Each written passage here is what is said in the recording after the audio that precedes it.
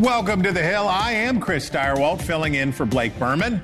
Former President Donald Trump speaking right now in Western Pennsylvania. Let's listen in.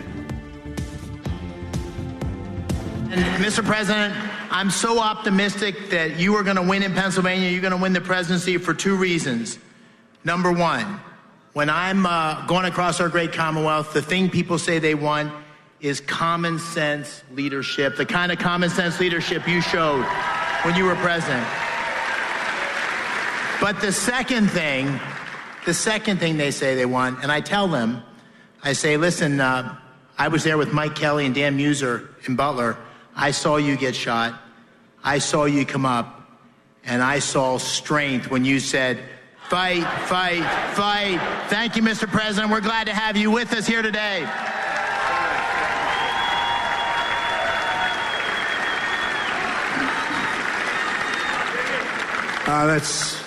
He was there, by the way. He had just left the stage, actually. That was good timing. That was good timing. Just left the stage, right? I said, say hello to Dave. And then it began, a horrible thing. Also with us are Bob and Sherry Koepka. Where's Bob? I got to see Bob. Where is he? Where the hell is Bob? My golfing buddy. Bob Koepka. So he's the son of two great golfers, and they're both phenomenal people. One is Brooks. He's one of the best in the world. He just won last week. That is oh, look at him. He's shooting me as I'm talking. You can't do that. You're supposed to be standing up listening to every word. He's shooting it. I can't believe. Okay, so, hey, Brooks, your father's doing a great job. Your family is the greatest. But Brooks is one of the greatest players in the world. He's got 5 majors already as a young man. 5 majors, that's Hall of Fame all the way, right, Steve? And I'll tell you, he gets it from somewhere. He gets it from that guy, because that guy can play. We play each other, but Trump can play too. We play each other, we have a good time, right? We have a say hello to the family, you two boys, everybody, okay? Thank you. Thank you both. Sherry, thank you. Great guy, great family. And 2 amazing Puerto Rican musical legends. They're legends, Justin Quiles and Anuel. Do you know who they are? Do you know who the hell they are? Come up here, just fast, fellas, come on. Because I don't know if these people know who the hell you are. But it's good for the Puerto Rican vote. Every Puerto Rican is going to vote for Trump right now. We'll take. Hi, fellas.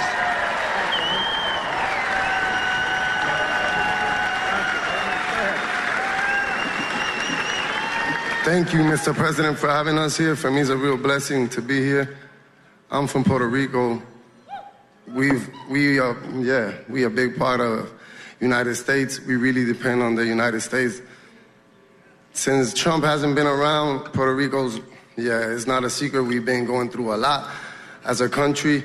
And Biden always promise. A lot of politicians always promise through the years, but all of us know, the world knows, everybody's experienced it. The best president the world has seen, this country has ever seen. His name is President Trump. Thank you for having me here. To all my Puerto Ricans, let's stay united. Let's vote for Trump. I personally spoke with him. He wants to help Puerto Rico grow and succeed as a country.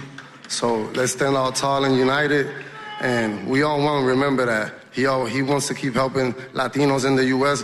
Let's do things the right way, and let's keep growing. Let's keep growing as a family, and let's make America great again. God bless y'all. I'll also say a few words here. Mr. President, I'm beyond honored being here with you today.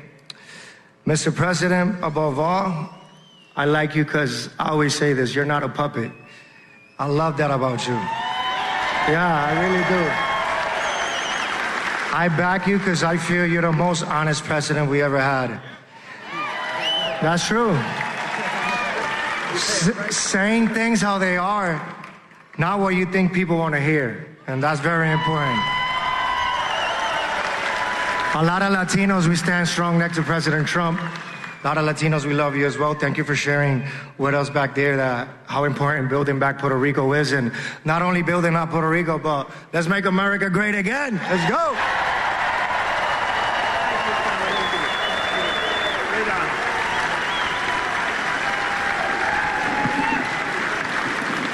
Wow, that's great. That's really nice. Great honor, fellas. Very talented guys, too.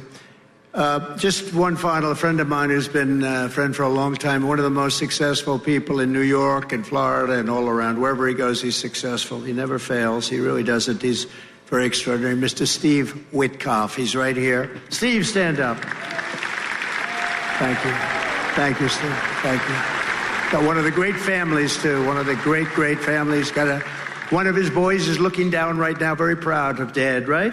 Looking down, you have brothers, he's looking down saying, I'm so proud of my dad. But Steve is just extraordinary. So thank you, Steve, for being here. Appreciate it. Thank you. From the moment we take back the White House from Kamala and Crooked Joe, we're going to have 4 of the greatest years in the history of our country. It's going to happen. We're going to get it done fast. Starting on day 1, I will seal the border and stop the migrant invasion into our country. We will carry out the largest deportation operation in American history. We have no choice. We will halt the invasion and deport the illegals. She will let in the next 15 million people, and if they won in 4 years, we will have had over 100 million people from all over the world enter our country, and many of them likewise will be from prisons, mental institutions, gang members, criminals. We're not going to do it. She will destroy this country. She's worse than Biden, because Biden wasn't a real believer in the radical left. She is. That's all she knew. That's what her father taught her, a Marxist professor. That's what he taught her. We will defeat inflation very quickly, and we will make America affordable again. People cannot afford to live here. We will make America the dominant energy producer in the world by far. I already brought it to #1. We were energy independent 4 years ago. Look what happened. We're going to be energy dominant very soon. We have more liquid gold under our feet than any other country in the world, and we will use it to reduce taxes and energy costs for our people. We will also start paying down debt very substantially. In 12 months, we will cut your energy bills in half. We will cut them in half.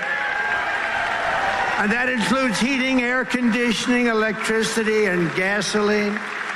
I will turn the United States into a manufacturing superpower very quickly. We're ready to do that. We had the most successful country economically in the history of the world, and we'll get it back very fast. We will no longer allow foreign countries to take our jobs and steal our wealth. In Mexico, they're building massive automobile factories that the UAW head doesn't know. The people know. That's why the people are for me within the UAW, United Auto Workers. But they're building massive plants. They're owned by China. They think they're going to make cars, sell them into the United States. No, they're not. I will put a 200% tariff on every single car, and no car will be coming to the United States. We will make our own products, and by far less from foreign countries that we are buying right now, other countries that make us pay a tax to do business with them will be charged the same tax or tariff when they send their product into the United States. It'll be called the Trump Reciprocal Trade Act. So if China or any other country charges us a 100% or 200% tariff or tax, we will then charge them a 100 or 200% tariff or tax in return. I will end the electric vehicle mandate. I will cut every job-killing regulation of the Harris-Biden administration. I cut more regulations than any president in history by far, and I gave you the largest tax cuts of any president in history by far, and make our auto manufacturing business stronger than ever before. We're going to bring in tremendous numbers of factories. They're going to all be brought in because it's going to be too expensive for people to make them outside. They're going to all come back. We're going to bring it back. We've lost 72% of our automobile manufacturing business over the last 30 years. It's going to come back. When I'm back in the White House, we will pass large tax cuts for workers and no tax on tips. No tax on tips. So if you're a restaurant worker, a bartender, hospitality worker, a caddy, a barber, driver, or anyone else who relies on tip income, your tips will be yours. You know, they've given you inflation. They've taken all your money away. And, you know, she heard this, and 2-3 months later, she said there will be no tax on tips. How original. That's why we talk about the American dream. She heard that the other day. So she'll start talking soon about she's going to bring back the American. She doesn't know what the American dream is. I will fight for and protect your Social Security and Medicare with no cuts whatsoever. And we will have no tax on Social Security benefits for our seniors. That is former President Donald Trump with a flood of campaign rhetoric in Johnstown, Pennsylvania. We've got to take a quick break, but we'll be back of more of him and more from our panel and the show after this quick break. Welcome back. This is The Hill on NewsNation, and you see him there, former President Donald Trump, still going in Johnstown, Pennsylvania. Let's listen in. And every day will be filled with joy and opportunity and hope. But for that to happen, we must defeat Kamala Harris, a Marxist, and we must stop her country-destroying liberal agenda once and for all. We have to stop it. And I think a lot of things are happening. Look, people are seeing who she is. All you had to do is watch yesterday. Give me a break. That's not a president. That's not a president. That's not a president. And we can't let that person destroy our country.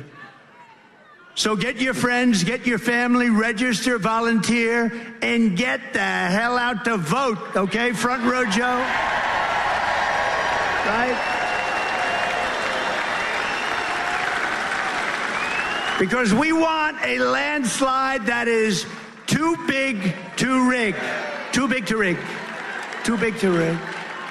And go to swampthevoteusa.com. Swampthevoteusa.com. On November 5th, we will save our economy. We will rescue our middle class. We will reclaim our sovereignty and restore our borders. We will put America first, and we will take back our country. Together, we will make America powerful again. We will make America wealthy again. We will make America strong again. We will make America proud again. We will make America safe again. We will make America free again. And we will make America great again. Thank you very much, Pennsylvania. God bless you. God bless you. That former President Donald Trump walking off to the strains of the Village People there in Johnstown, Pennsylvania. Joining us here is our own assembly. You know Joe Khalil. He's the NewsNation's Washington correspondent. You know Bob Cusack. He is editor-in-chief of TheHill.com. Carly Atchison-Byrd, she is a Republican strategist. She's a former national spokesperson for Florida Governor Ron DeSantis. And Brad Howard, your friend, Arkansas Democrat, all-around good guy, who is with us to break all of this down. So former President Trump continues on the campaign trail tonight, and he will address members of the firebrand group Moms for Liberty. But while he is rallying one part of his base, he's raising questions with another as he shifts back and forth on the question of abortion. So after saying Thursday that Florida's ban on abortions after the 6-week was, quote, too short, the former president said in an interview today that he will actually vote against the measure and preserve the 6-week ban. It's a little complicated. The flip-flop came after blowback from prominent pro-lifers such as Lila Rose, who called Trump's Thursday comments a betrayal, saying, quote, it is wrong for Trump supporters to demand that pro-life activists be endlessly loyal to Trump in response to repeated betrayal. Joining us now is Georgia Republican Congressman Rich McCormick. Congressman, welcome. You've described yourself as a pro-life doctor. What do you understand your party's nominee's current position to be this evening? Where do you understand Donald Trump to be on the question of a 6-week abortion ban? Well, he's brought this up several times in different ways. My understanding, though, is Roe v. Wade gives responsibility back to the states. I think that's where it needs to remain as a ER doctor who is pro-life. I also understand if you make this a federal issue, every time the federal government flips on whether Democrats or Republicans control, you'll have a flip on the abortion issue. I don't think the country wants that. We don't need that. We need to have representative government at its best level, which is local. Local politics is always a better way to control your destiny. It's much more consistent. It's much more representative, and I think that's where it needs to stay. And I think Donald Trump would agree with that. But you can hear the frustration that pro-life activists have about a candidate who is vacillating on this question, right? That you understand why those folks are frustrated when they hear the flip-flops from Donald Trump on this, right? Sure, I understand, but they want to hear one message and only one message. And I think sometimes the message gets convoluted when you talk about 6-week ban, 12-week ban, no exceptions. By the way, I want to always point out, there is no such thing as no exceptions, not in any state. There's always exceptions. As an ER doctor, I can tell you there's plenty of times where women come in, they're pregnant, they have an ectopic pregnancy or something else that's going to kill them. You cannot keep a baby alive if the mother dies. It's a false narrative generated by the Democrats to make people scared that we're trying to take away all exceptions. That does not exist. There is no exception to when a mother is going to die and we're going to keep the baby. It makes no sense, and it's a lie. I think where we get the discussion between Trump and these people who believe that there should be no sense of abortion whatsoever, no sense of compromise on the abortion issue is because the minutia kind of gets confusing when Trump is talking about it. I know, but I just mean on messaging and the consistency, the constancy here, the going back and forth, not necessarily on the exceptions versus not exceptions or federal versus state, but on something like this. Do you support Florida's ban or not support Florida's ban? That's my only point, is that the messaging seems to would understandably cause some anxiety among people who are ardent pro-lifers. Yeah, I get it. And I know that any pro-lifer who's really made that their single item voting issue wants to hear only one thing, and that's the only thing they'll accept. And anybody who diverges from that will be under scrutiny for sure. Okay. Kamala Harris beats Donald Trump in every swing state except for one among women, among female voters. If we understand his initial opposition to Florida's ban, his outreach perhaps to those voters, one place where Trump is very much looking to make up some ground there is on the question of in vitro fertilization. And on that point, the former president says that it's time for the federal government to either pay for or mandate that insurance companies pay for in vitro fertilization treatments for all Americans who want them. Should the government be paying for this? Well, if you're asking my opinion, no. I think this is an elective procedure, and I believe that elected procedures have no business to do with the government. Just like I don't want the government paying for abortions, I don't want them paying for pregnancies, and pregnancies that have procedures, very expensive procedures associated with them. Likewise, I think this is where we get confused as a government when we start doing mandates, when we say insurance companies should be paying for it. Well, who do you think pays for those insurance premium increases? The consumer. That means everybody else has to pay for that one person that wants to get pregnant. Now, I understand it's a big deal. I understand people want to get pregnant. I understand it's important. But I don't think the government ever had that constitutional responsibility or that authority to get involved in this sort of debate. Okay. If you were from Alpharetta, you would know him already. But if you aren't, there he is. Congressman Rich McCormick, we thank you for your time. My pleasure. Thank you so much. Okay. It's hard, panel, keeping track of these two presidential candidates, right? Kamala Harris and Donald Trump they're moving targets. Bob, how do we see this week, right before Labor Day, reframing? Both of these candidates are resetting, right? Yeah, that's a very good point, and it's especially important because September is usually the month when these contests are decided. I don't think a lot of people who are undecided make their decision in September. On the pro-life activists, remember, after the assassination attempt, Trump said, we're going to change the platform, and you guys are going to keep quiet. Yeah. And they did. Yeah. And so after this, I'm not surprised. There was a lot of pent-up frustration. Yes. And that's why the pressure came, and Trump responded to it. Now, Kamala Harris, on the other hand, Joe, has been discovering her inner moderate, as Donald Trump has, and on whether it be fracking or whether it be border, all of these things. Yeah. She's galloping to the center. Yeah. And Democrats, that frustration that Bob describes among Christian conservatives, social conservatives, has to be taking place among progressives as they wonder whether they've given her too much lead in her line. Oh, 100%. And, you talk about something like immigration, for example, right? It was actually, surprisingly, one of the things she sort of walked back a little bit. I don't know that last night in that interview, Dana Bash pressed her so much on immigration. It was more on fracking. But there were clearly a number of progressives in Congress elected who were really uncomfortable with this bipartisan border solution, right? That didn't really have anything for DACA recipients. And maybe, it is a risk that she is going to at least anger progressives. Right now, they are still in this honeymoon phase for Kamala Harris, but you can see a scenario where in a couple of weeks, if this sort of continues, that you may have an AOC or a Bernie Sanders or an Ayanna Pressley or someone like that raising some objections and saying, look, we have to draw a line somewhere. We support your candidacy, but this may be too much. Brad, if I'd have told you a year ago that the Democratic nominee would be cool with fracking, would be talking about the need for border security, would be moderating in all of these ways, you would say, not possible. How are they possibly going to get there? How did Kamala Harris turn into a blue dog? Thank you. I'm the former spokesperson for the moderates on the Hill called, the Blue Dog Coalition. I think what's interesting here is there is a thirst and a hunger in the Democratic Party for keeping Donald Trump out of the White House, and that is trumping everything. Ironically, trumping everything right now.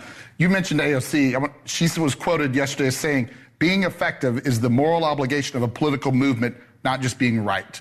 And so, did you give them drugs? What did I think Democrats understand what is at risk if Trump returns to the White House, and I think we understand. And you've got to speak to a very small group of American voters right now who are in the middle and do everything it takes to win them. I would also point out Kamala's evolution on the issues is over several years. By her experience in being vice president, Trump's evolution happens in days. So, if not hours, yes. Carly. And so the question is, will Republicans who used to give Trump unlimited leeway, the kind of leeway that Harris seems to be enjoying now, are they going to continue with Trump? Does he get to say and do whatever he needs to do to try to win? I think on the specific issue of Amendment 4 and abortion, I think that he kind of spoke too soon without knowing exactly. You've got Florida woman status. Yeah. So I think the language is deceptive and vague on purpose, right? And so maybe he saw this, he wasn't sure, and he spoke before actually reading it. And then once he got more information on it, it is way too extreme. But he did say yesterday that 6 weeks was too short. Right. Well, I think that we're kidding ourselves if we think that, Donald Trump has been a pro-life crusader for his entire career. We know that that's not true. However, he has done good things for the pro-life movement. And kind of to Brad's point, I think you take what you can get. We are in a general election. I think Republicans do kind of need to, in my opinion, put the abortion issue aside. We never win when we start talking about that. We heard him talk in Pennsylvania about, you heard him do on the economy, border, inflation, manufacturing. Puerto Rican music stars. Puerto Rican music stars. Those are the things we need to continue to be talking about. As long as we're talking about abortion, it's not a good place for us to be. Okay. Well, a good place for you to be is here. You should stay here with us because it's so fun. Because there's still much more ahead on the Hill. Kamala Harris is fresh off of her first sit-down interview, laying out some of her plans for the border if elected. But is it enough for those on the front lines and her critics? Or does she need to do and say more? We'll talk to the former chief of the Border Patrol. And tens of millions of Americans are heading out for Labor Day, which marks the unofficial start of the campaign season. How things might be a little different on the trail this time around. All that and so much more when The Hill continues. Welcome back to The Hill here on NewsNation. A new poll from the Wall Street Journal finds voters trust by a 7-point margin former President Donald Trump over Vice President Kamala Harris on the key issue of immigration. This comes as the vice president is answering questions about her changing position on decriminalizing illegal border crossings. I believe there should be consequence. We have laws that have to be followed and enforced that address and deal with people who cross our border illegally, and there should be consequences. Joining us now is Ron Vitiello, former acting director of Immigration and Customs Enforcement under Donald Trump. Thank you for being with us. You famously had a run-in with then-Senator Harris during the effort to get you confirmed on a permanent basis in the position you held in the Trump administration. Are you buying her new posture on border security? I am not. This is an election run-up conversion. She's got no record of being tough at the border, on the border. We've got a 3+ year record of this administration presiding over the worst illegal traffic of migration across the southwest border than we've ever seen in the history of the entire border. So I am not convinced that she has changed her mind or changed her stance, because they've had 3 years to fix what's going on at the border, and they haven't done it at all. But even if it was for just political reasons, shouldn't border hawks welcome a flip-flop in their direction from the vice president? Isn't that good if the argument's moving in your direction? Well, if it was true, yeah, it'd be great. But you don't think that she will actually do it? No, we've seen what she's done. When she was running for office, she's trying to decriminalize it. She was for defunding ICE before she was defunded the police. And she's got 3+ years of working on root causes. The root causes of the current migration problem are what they did when they got in office. They wrote a moratorium against building wall. They wanted a moratorium against deportations and removals. They're on record that the day one immigration plan from Joe Biden is amnesty for every other illegal alien that's in the country. And they want to reopen the deportation cases that happened under Donald Trump. So I don't believe it. Okay, as the situation continues to devolve in Venezuela and strongman Nicolas Maduro refuses to relinquish power after the election there, are we looking at another potential surge at the southern border as people flee that nation?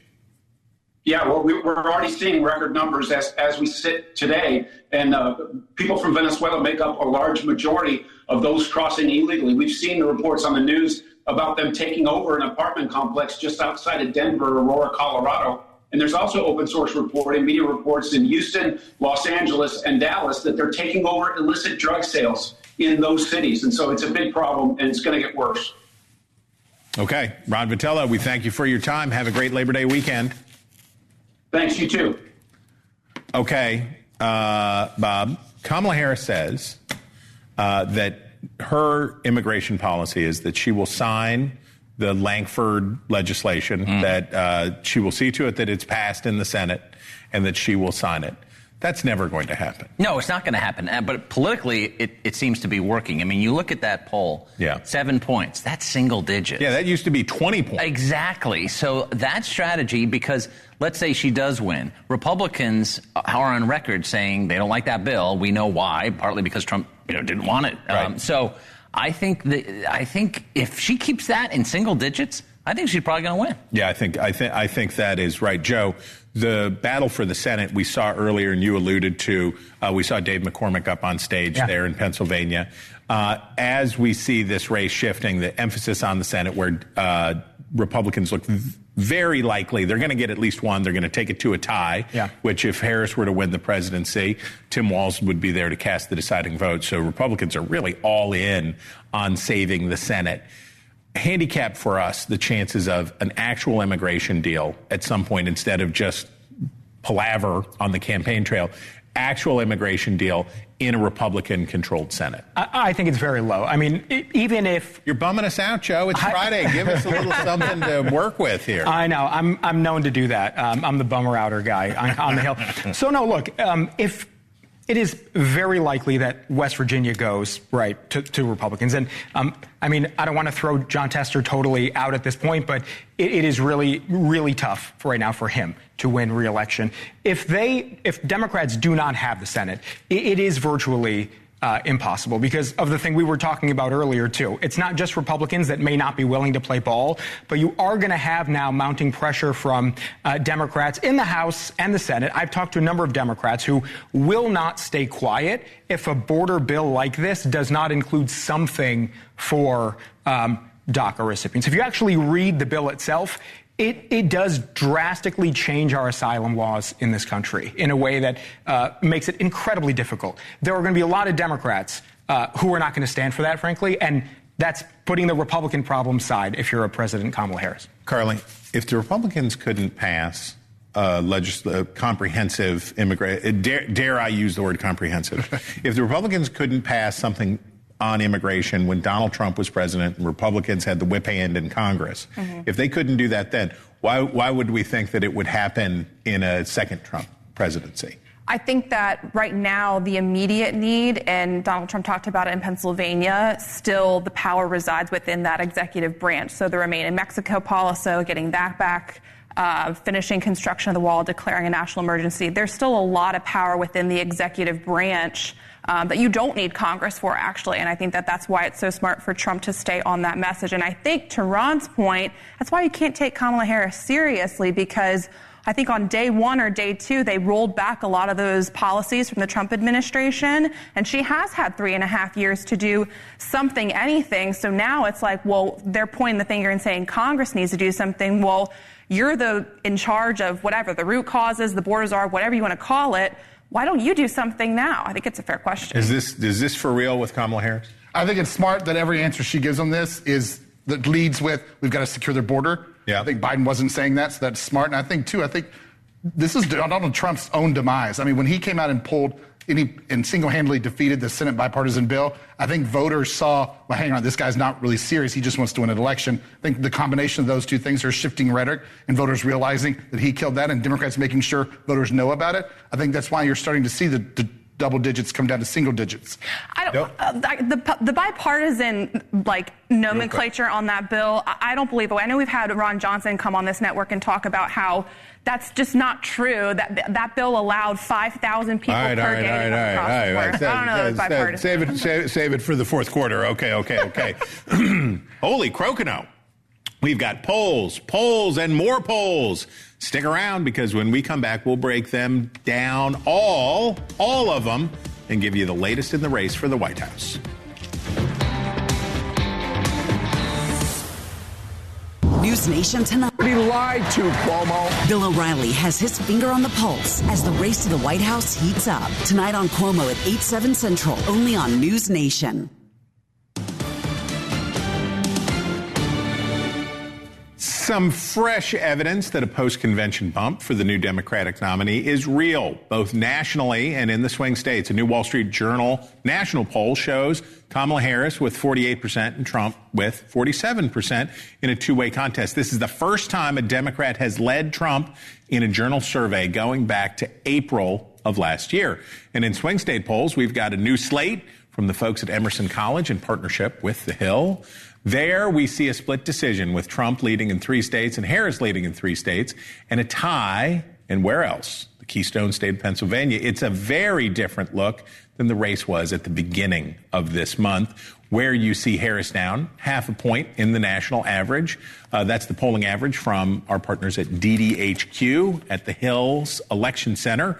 Whereas now she is in the lead by almost 4 points nationally. How do we account for that? Closing the gap on questions of the economy will explain a lot. Look at this Journal poll again, where you see Harris pretty close to Trump on the crucial question of inflation, and not that far behind, really, on the economy overall. Certainly better than the 20-point deficit Joe Biden had at the end of last year on those issues. Brad, I want to start with you on this. Part of the reason people like where Kamala Harris is on the economy is because has a lot of happy talk, a lot of good vibes. Things are just going to get better. But part of it is that things are actually improved, right? How much of this is policy related? How much of this is vibe related? I do think the numbers have been improving, which was the case the Biden team was trying to make, but it wasn't landing. I think the difference here is that the Kamala and her operation are in control of the narrative, and Trump is on defense. He's constantly trying to force the national discussion to go one way or another, and she's not taking the bait. I think when he questioned her race, she said, "Next question, please." Like, she is out there making this about her, telling her story, her background, and I think voters are listening, and hearing it from her, he is struggling to criticize her on abortion, he's kind of stopped talking about the economy. I thought the Make America Affordable Again was a good line. I hope, we'll see if they say more of it, but I think her operation is really doing a decent job here. Okay, how far can vibes carry Kamala Harris? We'll see. That's my big question is how long does this we call it enthusiasm. Maybe it's relief among Democrats that Joe Biden is no longer at the top of the ticket. How long does that last? Especially, normally debates they don't really matter. They don't move the needle. Tell that to Joe Biden. Well, I was going to, yes, until then. But I think that in this case, we just have never had a situation where you have somebody who didn't have to go through the primary process, so she didn't have to really win over her base. She's just kind of plopped in here, and so this is the only time really that she has to put forward her policy positions. And the CNN interview she did, she doesn't do a lot. And the September 10th is the next time that really she will be able to hopefully articulate more for policy. I wonder if the more exposure she gets, does that dampen that enthusiasm, or can she ride this out until November? Chris, one more thing, too, I want to mention. Today, Kamala opened... The side of the table's tough. You tried to get Kamala today opened her 50th office in Pennsylvania, dwarfing Trump's 25 or 26. So I think also the cash and ground game that Democrats are really good at, that's also going to, I think, we're starting to see the benefits of that. Was Harris's interview with CNN good enough? It was fine. It was okay. She avoided major gaffes. And there were some awkward moments in there, especially with the next question. But at the same time, listen, I think you'd rather be her than him right now. That can change. A month ago, Trump was, I think, going to win not only dominate the Electoral College, but possibly win the popular vote. Now it's a whole new ballgame. And Joe, on the question of Pennsylvania, it's all about Pennsylvania. Whoever wins Pennsylvania probably wins the presidency. But it's sticky for Harris. She can't quite... We're not seeing her move ahead in Pennsylvania as we have in a bunch of states. How do we account for that? Yeah, I mean, the other swing states, she's taken a lead, I guess, in our Hill poll minus Arizona, but she's deadlocked at 48 in Pennsylvania. Look, I think it's still a challenge for her. She's still got to go there and do the groundwork, right? She's been spending a lot of time in Georgia. We'll see in the next couple of weeks. I think to your point, specifically on the economy, one thing for all the vibes and the criticism of that, the thing she's been able to do kind of effectively, she's trying to walk this line between I'm going to take the accomplishments of the Biden-Harris administration, but I'm also going to create some distance, and whether we who are, digging into the data see it or not, it's clear that voters actually do see her as somewhat of a new chapter rather than a continuation of Joe Biden. Would you say that she is unburdened by what has been? She may, in fact, be unburdened. Potentially unburdened by what has been. Yes. But I will tell you all this. Watch Pennsylvania. If these numbers stay sticky in Pennsylvania like that, we saw it in 2012 in Ohio for Willard Mitt Romney. He couldn't get the kind of bounce there that he did in these other states, and it ended up being a prophecy of doom for his hopes of beating Barack Obama. So watch Pennsylvania closely.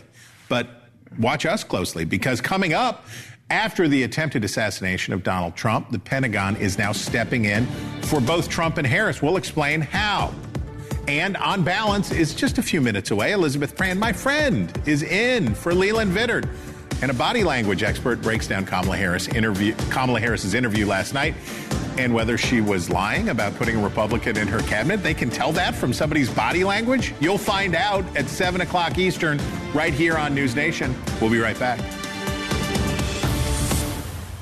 Welcome back. On Labor Day, Vice President Kamala Harris will be campaigning in Detroit solo and then to Pittsburgh, where she'll meet up with President Biden in the Steel City. This is the first time that the two will be together since Harris became the campaigned together since Harris became the Democratic presidential nominee. This campaign blitz comes as the Pentagon announces it will provide additional support to the Secret Service in the wake of the Trump assassination attempt. The Secretary of Defense approved the request and directed the commander of U.S. Northern Command to plan and provide and execute increased support to the United States Secret Service at various locations across the United States during the 2024 election campaigns. I have to ask you guys, we don't think enough or often at all about the grind of the campaign and what it means for not just the Secret Service agent, but all of the people in the world who are working. This is a job. This has been a job both of you have done in your lives. This is real work, especially for the people who are nonpartisans, right? It's real work. It's grueling. It's time away from your family. It's nonstop. I mean, you don't have any time for yourself to work out. You eat crap and all the things. I don't really need the campaign season to do that. It's not good for your mental or physical health. Not good for your mental or physical health, but I do think it's important. I'm glad that they are approving these added security measures because it feels like it was so long ago. We tend to forget, but it really wasn't that long ago that we had an assassination attempt on a former president. I mean, it's something that is unprecedented. It's crazy. And so, yes, I think being safe. All right. We hope it never happens again. Okay. We stipulate that for sure. Before we say goodbye, make sure to tune in to The Hill Sunday because I spoke to the former Trump National Security Advisor, H.R. McMaster, just a short time ago, and he had this to say about the confrontation between the Trump campaign and an official at Arlington National Cemetery.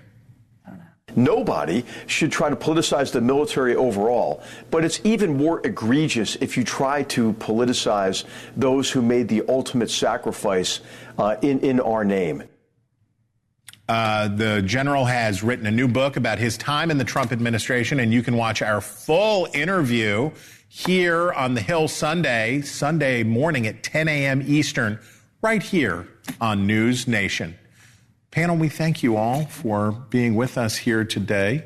But I need your pledge, your solemn promise that you'll be watching The Hill Sunday because H.R. McMaster was really interesting. He was super. Have you ever talked to him before? I have not, but he's a good interview. He was a really good interview, and that clip there is sort of indicative of he defied easy answers, and his book did the same thing. I read his book in preparation for this interview, and every time you think MAGA, and then he's like, no, not MAGA, and then every time you're like, oh, anti-MAGA, he's like, actually kind of MAGA. He's a Philly guy. Do you think we're ever going to see that report from the Arlington National Cemetery on what actually happened? Democrats have called for that. I did a FOIA request on it. I'll hear back in 10 years. Oh, you did? I did. Yeah. See, Bob Cusack isn't just all nice sport coats and Washington glam.